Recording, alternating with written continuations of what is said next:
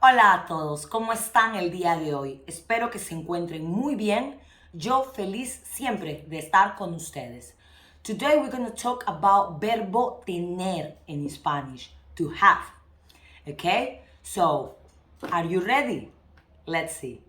We're going to start first to clarify just one thing. What I mean to have. In Spanish, what in English is to have is divided into two verbs. One is haber, what actually, if you want to know more, is a video when I explain all about haber, what is auxiliary verb, then you work in a composed tense, like to have in English. But we also have tener, what is a verb on its own, and it have different uses, express possession, and many of the other uses than to have also have in English. Okay, so in this video I'm gonna focus on tener, I'm gonna do the conjugation, and then we're gonna go to the uses. Okay, so first we're gonna do the conjugation of tener. Yo tengo, tú tienes, usted tiene, él o ella tiene. Now let's go to the plural. Nosotros o nosotras tenemos. Vosotros o vosotras tenéis. Ustedes tienen. Ellos o ellas tienen. Okay? So this is the conjugation of tener, and as you can see, it's an irregular verb. It does not follow the standard rule. They have all the regular verbs ending in er. So this is a conjugation. Now we're gonna go to find out when to use this verb, how to use this verb.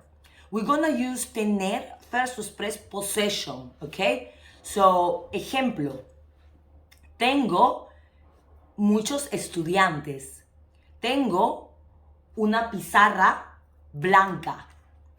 Tengo un laptop rosa o rosado, okay? I can also use tener when I want to express or describe physical appearance, like in my body. For example, tengo uñas cortas, no son muy largas. Tengo pelo negro. Tengo ojos negros. Okay, so you see, although it's not like really in this case like possession, is to express the physical appearance, okay? So I can say, tengo pelo largo, tengo pelo corto, tengo ojos grandes, ojos pequeños, okay? So to express physical appearance, to describe physical appearance, verbo tener. Also possession, verbo tener. Tengo una casa, tengo un auto, un coche, tengo un gato, okay? Tengo express possession, okay? So that's the first use of tener. Now let's go to another one, important as well, what is actually, it can be confusing sometimes when you start to learn a language, but tener also express feelings and express physical sensations, okay? Por ejemplo, tengo miedo, tengo hambre, tengo sed, tengo mucho sueño, for example. Okay, so to express all these physical feelings, to these physical emotions, physiological emotions, and also to express our feelings, we use verbo tener. Okay, so tengo mucha emoción, tengo nervios. Okay, to express all of this, tener. Another use of tener is when you wanted to ask people age, or when you want to tell people your age. You're not gonna use verbo ser in that case. It's not like you're using like yo soy and then you say your years. No. And in Spanish, we use tener to express age. Okay? The question is, ¿cuántos años tienes? And the answer will be, tengo, and then you say your years. You know, ¿cuántos años tienes? So remember, tener for years. Another important use of tener is when you want to express, I'm gonna say, well, let's say obligation, something that you must do, okay? So in that case, you're gonna use tener plus que, and then you add the infinitive. Por ejemplo, Tengo que trabajar mucho. Tengo que cocinar todos los días.